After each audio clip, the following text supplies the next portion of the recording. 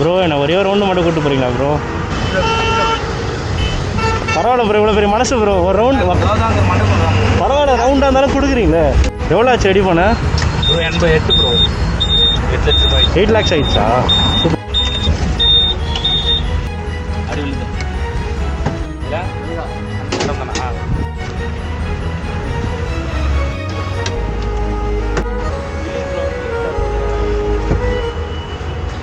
Actually ப்ரோக்கு எவ்வளோ பெரிய மனசு. நான் செம்மையாக இருக்கும் வந்து பார்க்கவே. கீரி இருக்கா